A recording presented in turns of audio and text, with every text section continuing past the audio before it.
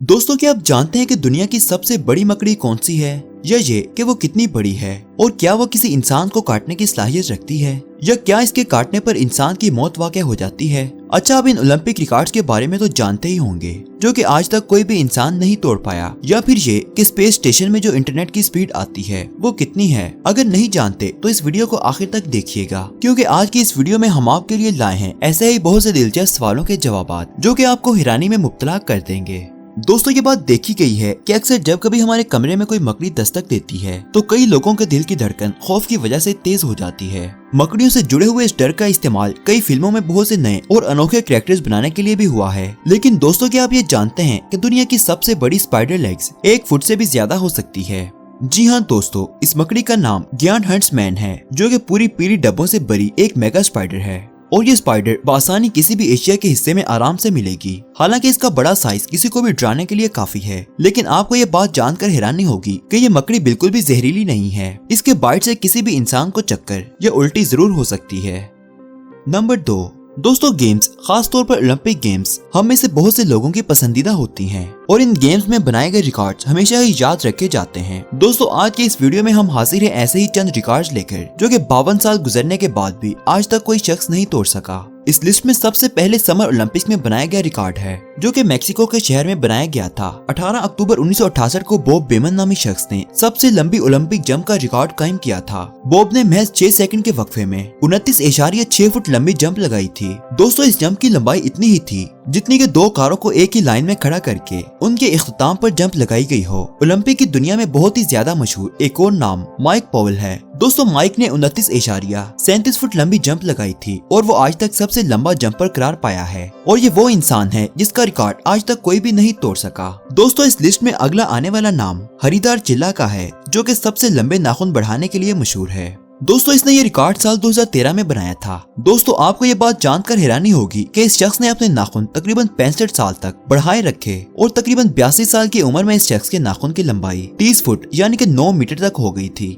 दोस्तों, इस लिस्ट में अगला नाम रॉबर्ट वेडलो नामी इंसान का है, जो कि दुनिया का सबसे लंबा तरीन आदमी मशहूर है, और इस आदमी ने यह रिकॉर्ड 1940 में बनाया था। इस आदमी का कद तकरीबन 8 फुट और 11 इंच है, जो कि तकरीबन 2.82 मीटर लंबा था। इस शख्स का रिकॉर्ड अभी तक कोई भी दूसरा लंबा इंसान नहीं तोड़ सका। दोस्तों, इस लिस्ट में अगला नाम चंद्रा बहादुर दंग था, जो कि दुनिया का सबसे छोटा आदमी समझा जाता है। यह रिकॉर्ड 2012 में बनाया गया। इस शख्स की लंबाई 21.5 इंच है, यानी कि 54.7 सेंटीमीटर। दोस्तों, इस लिस्ट में अगला नाम जर्मिला कार्टोचलोवा का है। इस खातून ने 1983 में सबसे तेज माइल रनर का खिताब जीता, क्योंकि इसने 800 मीटर लंबी रेस को 1 मिनट और 53 सेकंड में बनाया था। और तकरीबन 37 साल बाद एक और रनर इसी रिकॉर्ड के साथ दोबारा वापस आया, लेकिन वो भी इस रिकॉर्ड को ब्रेक नहीं कर सका। इसके अलावा अगला रिकॉर्ड लंबी तरीन मंगनी का है, जो कि 78 साल तक ऑक्टेविया गलन और एड्रियाना के दरमियान रही। इन दोनों की मंगनी साल 1902 में हुई, और 78 साल तक अपनी मंगनी को एंजॉय कर लेने के बाद 1979 में शादी की थी। दोस्तों, जापान में एक औरत साल 2018 में दुनिया के सबसे पुराने प्रोफेशनल क्लब में डीजे बनी, जिसका नाम सुमिको इवामुरो था, जिसकी उम्र 83 साल थी। यह खातून दिन में बवर्चन का काम करती थी और रात को दुनिया की बेहतरीन पार्टी नाइट्स को अरेंज किया करती थी। दोस्तों, इसके बाद लिस्ट में अगला अहम नाम एक ऐसी शख्सियत का है, जो कि अब तक दुनिया में सबसे ज्यादा जिंदा रही। इस औरत का नाम जेनी कैलमेंट था, और ये 1885 में पैदा हुई और तकरीबन 122 साल जिंदा रही। ये दुनिया में किसी भी जिंदा रहने वाले इंसान की सबसे लंबी उम्र है। अगला रिकॉर्ड बनाने वाले शख्स का नाम एरिक ब्राउन है, जिसने दुनिया में सबसे ज्यादा एयरक्राफ्ट की लैंडिंग की है। इसने ये रिकॉर्ड 1945 में बनाया था। इन्होंने तकरीबन 487 एयरक्राफ्ट जमीन पर लैंड किए थे। इस शख्स का रिकॉर्ड 75 साल तक कोई भी शख्स न तोड़ सका। दोस्तों, इंटरनेट के इस दौर में स्पीड और कनेक्टिविटी दोनों ही बहुत अहम हैं, और हम में से बहुत से लोग अक्सर अच्छी स्पीड के लिए परेशान होते रहते हैं। लेकिन दोस्तों, क्या आप जानते हैं कि स्पेस में इंटरनेशनल स्पेस स्टेशन पर जो स्पीड आती है, इसका ख्वाब भी दुनिया की आधी आबादी ने नहीं देखा होगा। जी हाँ दोस्तों, ये स्पीड 700 MBPS की है। दोस्तों, आपको ये बात जानकर हैरानी होगी कि इंटरनेशनल स्पेस स्टेशन पर यह कनेक्शन एडवांस रेडियो फ्रिक्वेंसी की मदद से पहुँचता है, और जरूरत के हिसाब से हाई स्पीड डाटा ट्रांसफर को मुमकिन बनाता है। वैसे तो दोस्तों, एस्ट्रोनॉट को साल 2019 में ISS के नेटवर्क में अपग्रेडिंग के बाद ये स्पीड मिली, लेकिन दोस्तों, इस खबर से पहले भी यहाँ इंटरनेट की स्पीड 300 MBPS की स्पीड वाला इंटरनेट इस्तेमाल किया जाता था। दोस्तों, ये बात तो हकीकत है कि दुनिया में हजारों तरह के जानदार पाए जाते हैं, जिनमें से कुछ तो हाल ही में पैदा हुए हैं। जबकि कुछ हजारों साल से मौजूद हैं। दोस्तों चूहे भी जमीन पर कई हजार सालों से मौजूद इन जानदारों में से हैं, जो कि अपनी अडॉप्टिव क्वालिटीज की वजह से लाखों साल सरवाइव कर गए। लेकिन दोस्तों अगर मैं आपको एक ऐसे चूहे के बारे में बताऊं जो कि अपनी पूरी जिंदगी बिना पानी पिए गुजार सकता है, तो यकीनन ये सुनकर आप हैरान हो जाएंगे। दोस्तों इस चूहे को कैंगरू रैट कहा जाता है, जो कि नॉर्थ अमेरिका के सूखे इलाकों में पाया जाता है, जो कि पानी ना भी पिए तो भी जिंदा रह सकता है। इसके लिए चूहा एक खास ट्रिक अपनाता है। ये चूहा बहुत ज्यादा बारिश के मौसम में ताज़ा नमी वाले बीजों को चुनकर रख लेता है और शदीद गर्मी में इन्हीं बीजों से अपने जिस्म में पानी की कमी को पूरा करता है। इस बारे में चार्ल्स डार्विन ने अपनी किताब ओरिजिन ऑफ स्पीशीज में अलग अलग जानदारों की एवोल्यूशन को बहुत ही बारीकी से बयान किया है।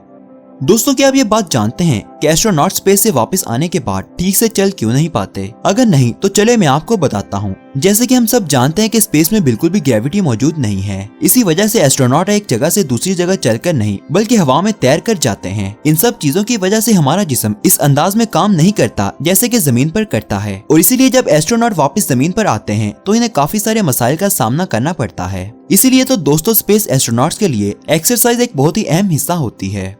दोस्तों क्या आप जानते हैं कि दुनिया में मौजूद इस जगह के बारे में जहां पर भूत यानी गोश्त की भी शादी करवाई जाती है? जी हाँ दोस्तों, आप ये फैक्ट सुनकर हैरान रह जाएंगे कि चीन में बहुत से खानदान अपने मर जाने वाले रिश्तेदारों के लिए सुइटेबल गोश्त पार्टनर ढूंढने के लिए मैच मेकर हायर करते हैं और इस शादी को गोश्त वेडिंग कहा जाता है। 3000 साल पुरानी ये रिवायत आज तक भी चीन के बहुत से हिस्सों में न सिर्फ पाई जाती है बल्कि वो लोग इस रस्म को निहायत इज्जत और एहतराम से मनाते हैं। दोस्तों आपने कई चीजों के ट्रेडमार्क के आगे सर्कल में एक आर का सिंबल देखा होगा। क्या आप जानते हैं कि इसका क्या मतलब होता है? दोस्तों इसका मतलब ये होता है कि जो ट्रेडमार्क इस पैकेट पर बना हुआ है वो trademark US patent and trademark office में रजिस्टर्ड है। असल में ये ट्रेडमार्क कंपनी को न सिर्फ अपने प्रोडक्ट्स पर आर सिंबल इस्तेमाल करने का हक देता है बल्कि साथ ही साथ कंपनी को ये भी हक हासिल हो जाता है कि कोई भी इंसान अगर कंपनी का ट्रेडमार्क कॉपी करने की कोशिश करे तो कंपनी इस पर मुकदमा दायर कर सकती है। दोस्तों क्या आपने कभी सोचा है कि पबजी गेम की क्या हकीकत है? बहुत से लोगों का ख्याल है कि ये गेम सिर्फ और सिर्फ नई नस्ल के गुमराह हो जाने के लिए बनाई गई है। देखिए दोस्तों जहाँ तक गेम खेलने की बात है तो इस बारे में साइंसदानों का भी यही ख्याल है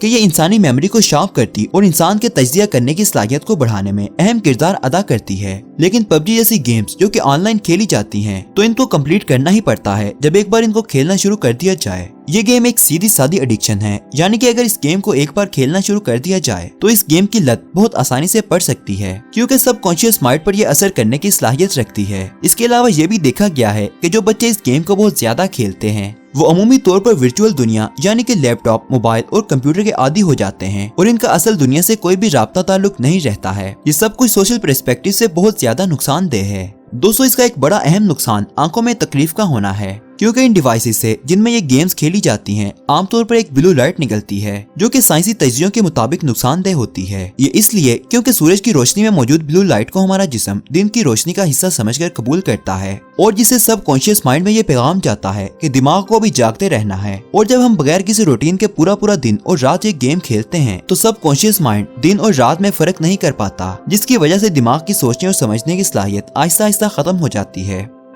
दोस्तों वीडियो के पसंद आने की सूरत में वीडियो को लाइक करें और चैनल को सब्सक्राइब करके घंटी का निशान जरूर दबाएं। शुक्रिया।